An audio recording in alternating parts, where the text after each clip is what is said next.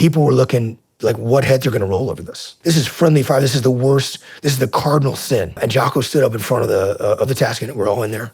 And he said, whose fault is this? Man, there were, the radioman stood up, was like, man, I didn't pass the traffic on when we moved location. I should have made sure that got passed. That's my fault. And we just went around the room. And Jocko was like, no, it's not your fault. I'm like, no, it's not your fault. No, it's not your fault. He's like, this is my fault. Like, I'm the task unit commander. Everything that happens to this task unit is my fault. I'm responsible. And we're gonna do everything in our power to make sure nothing like this ever happens again. Let's rewind back to your first kinetic operation with the Blue on Blue. We have this report of like a massive enemy attack that goes on. So our SEAL sniper element is reporting the attack. And then all of a sudden we also get a report that, there's a report that the insurgents are attacking the Iraqi unit that's out there. And there was some issues I won't get into on the communication side, as well, that kind of broke down passing communications. But Jocko's out there on the battlefield. He shows up there. He knows that his guys are in trouble. They're calling for heavy QRF, right? They want tanks. That means they're in a dire situation. They feel like they're about to be overrun. And so Jocko shows up there with the command and control element. He moves up, sees the Anglico officer, right? The Air Naval Gunfire Liaison officer that's there to coordinate an airstrike on a building. There's red smoke marking where the enemy is. He knows that the sniper team is in there somewhere or should be close by, and so he's kind of trying to deconflict what's going on. And he went up and kicked the gate open, and it was Tony, my platoon chief on the other side, was like, and realized like this is a Blue on Blue situation. So and no one understood what was going on. This was. Meanwhile, I'm monitoring the radio on the other side of the city. I'm getting traffic passed back to me. There's a huge spin up on this, but all of my guys that were in that sniper position, that was a squad of my guys that were there, and it was they were all convinced, I think, that they were about to die. I mean, they had moved. They moved out to a sniper position under cover of darkness. They realized that where they were was not a good and defendable position.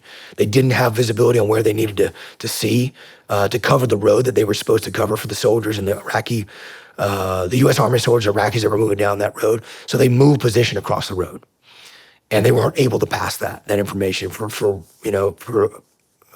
a series of reasons, a breakdown in communication. Then the Iraqi soldiers were out of sector, so it was supposed to be like hours before they were clearing. Well, some of the Iraqi soldiers, I think, decided like, hey, we're gonna get killed if we're out here. Let's get this thing over with. They like rushed to the furthest point away, from the friendly, outpost, Camp Corregidor, and then tried to rush back. And so they were out of sector. So all of a sudden, as our sniper team is setting up, they zip tied the gate to the. And they're setting up, and it's just starting to get light. So like first call to prayer goes down. So night vision doesn't work, but you can't really see.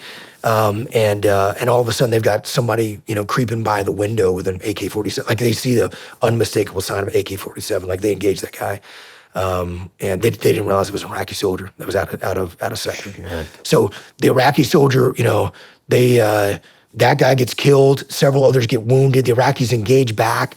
The Iraqi gets dragged back. They call in for fire support because they're thinking, oh man, there's Al-Qaeda insurgents are holed up in this building.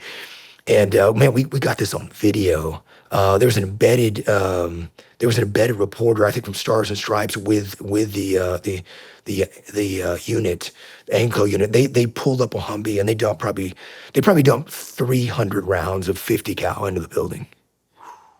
And our mutual friend Matt that we were in buzz with is on the rooftop. And I mean, all he can do is just take cover. Rounds are coming to the rooftop. Like one round, luckily it went through the concrete wall enough to slow down, like hit him in the face and like embedded up under his cheekbone. Are you shitting? He said it was burning him, but he like grabbed it and pulled it out of his face and like threw it down on the roof. And so these guys are like, man, we're about to be overrun, right? They're calling for that QRF. And they're thinking, man, these guys, they're bringing it. This is our first major operation. So they're calling in for tanks and fire support. outside, they're calling in for tanks and fire support. So a tank pulls up. When Jocko gets up there, before we kick the gate open, there's a tank with their gun trained directly on the building where my guys are holed up. And they're just all kind of hunkered down trying to just take cover and not get their head shot off. You know, I mean, you can imagine, right? There's 50 cal rounds coming, you know, and belt fed, you know, 7.62 coming right over your head. All you can do is just bury your face and try to take cover, and return fire as best you can. And they think they're about to get overrun. And then on top of that, not only were they going to engage with tanks, they're coordinating an airstrike. So the Anglico, you know, the JTAC, right, the air controller, he's coordinating an airstrike that's about to just demolish this entire building. So I mean, it would have wiped out our entire squad. Shit.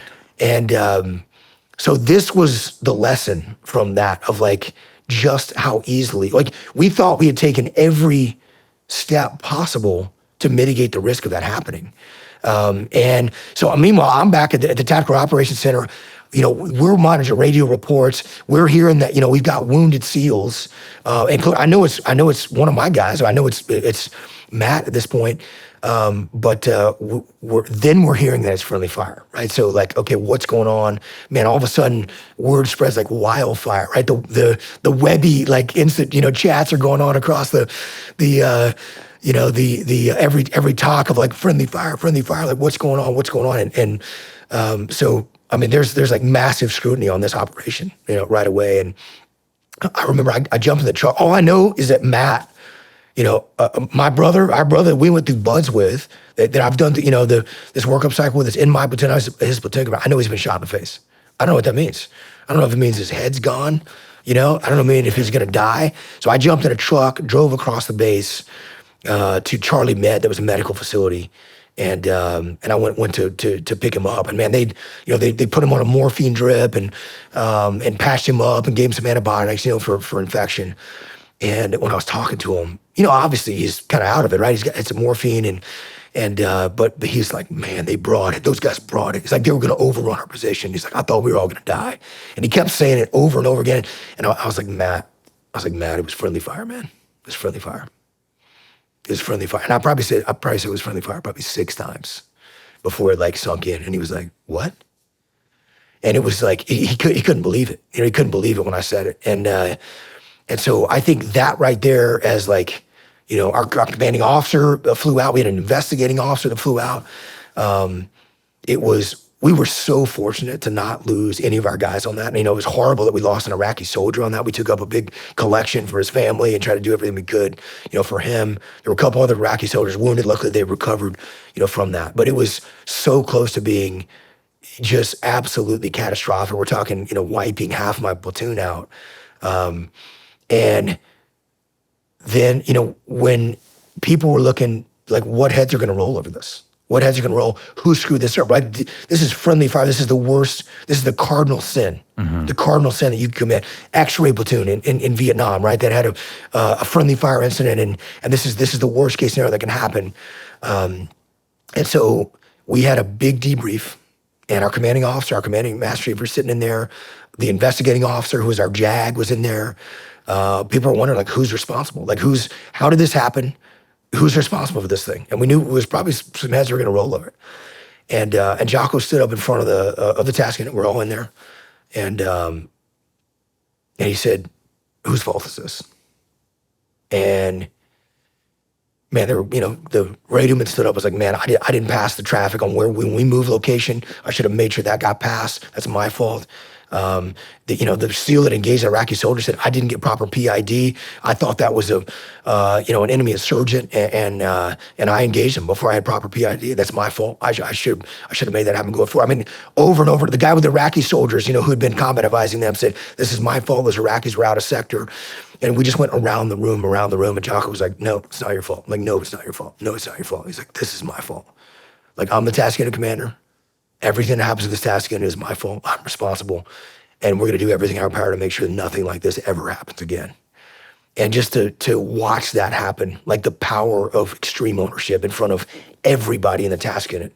You know, our respect for him was already high, man. And it went through the roof after that, right? Realizing like, and our commanding officer, instead of He actually left there. He had greater trust in Jocko and in Tasking and Bruiser because he knew that we were going to take steps to make sure that it didn't happen again. And we did prevent it from happening again.